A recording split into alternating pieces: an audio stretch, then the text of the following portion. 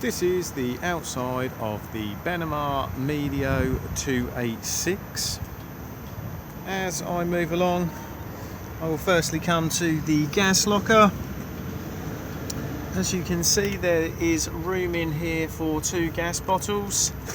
The regulator just sits up here, and then the hose comes off the regulator and screws into the propane bottle and is tightened with a gas spanner. Bottle on and off on the top. Do make sure that the bottle is isolated for travel.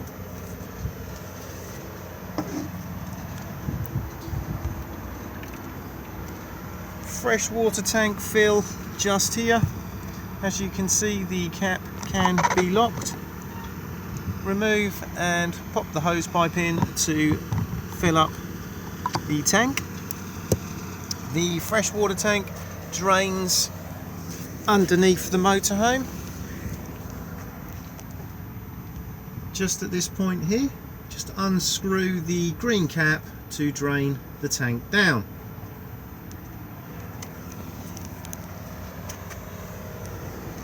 Next we have the vents for the fridge freezer. As this is a fully winterized motorhome, it is supplied with 2 winter covers for the vents themselves. So if you are using the motorhome in extremely cold climate, you can pop these on and it will then allow the fridge to hold some heat in and work efficiently. To put these on, slide across the black clips and then remove the vent. Take the winter cover and pop it in, and then starting at the bottom, hook it on and then clip in like so, and then do exactly the same with the top vent. Do not leave these on in the warmer months, or otherwise the fridge will just overheat and not work.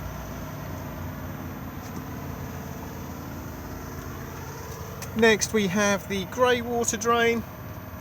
So anything that goes down the plug holes goes into the holding tank and then is drained off by pulling the lever just here, and then as you can see it just drops from the centre of the tank.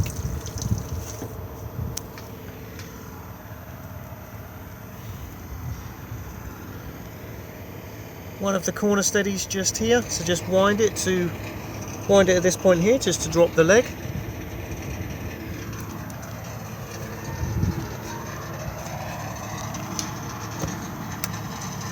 And then we have the location of the cassette toilet. To remove the cassette, lift up on the lever and pull towards you. And then before use, remove the cap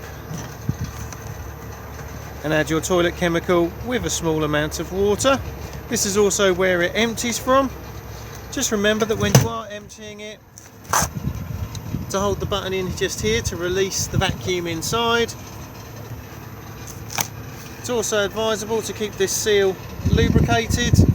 Thetford do their own seal lubricant, but any silicone based lubricant is fine. And then by turning this part here, gains access inside the cassette for additional cleaning.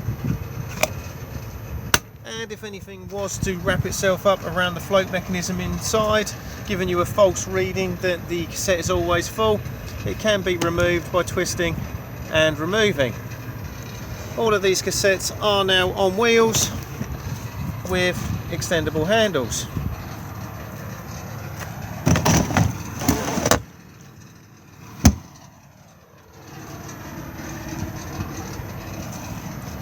Access to the garage just here. So we have the jack and wheel brace kit just up here, and then the spare wheel, the corner steady winding handle, the ladder for the drop down bed, warning triangle just in that black box there,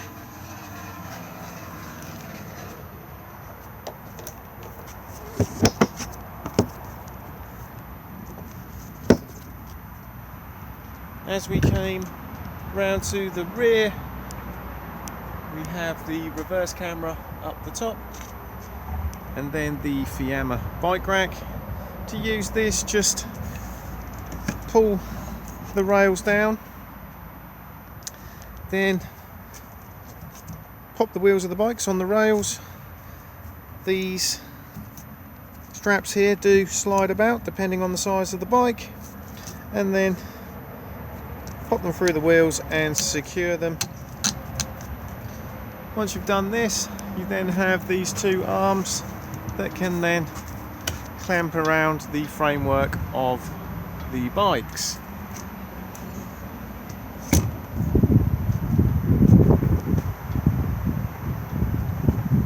As we now move round to the other side, again we have access into the garage. We have an main socket and a 12-volt socket just here. The light switch just here. The freestanding table. The boards that make up the bed, and the awning winding handle just here.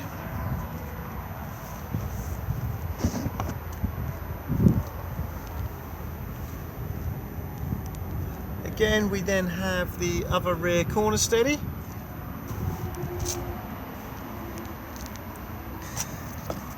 And then we have the external barbecue point and shower point.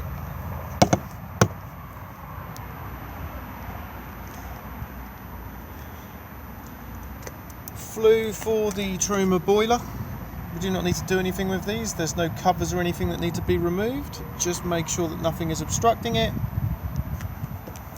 And then the main hook-up point. Just remember that when removing it, to also push down on the blue lever just here to allow it to release.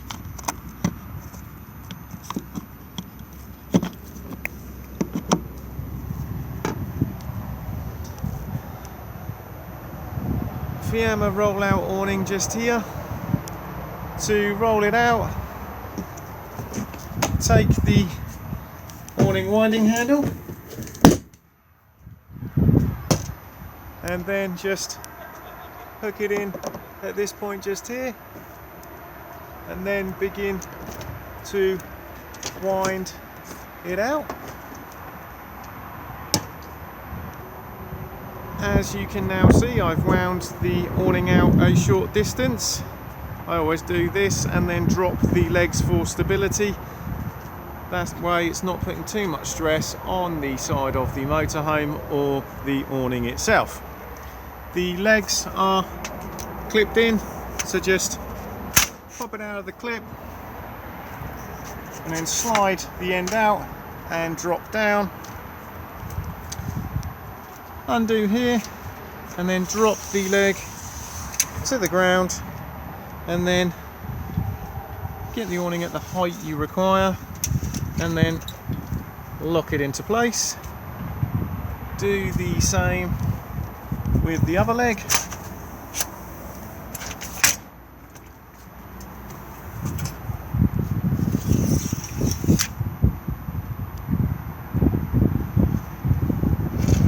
And now the awning is supported, it can be continued to roll out, just walking the legs out as you go.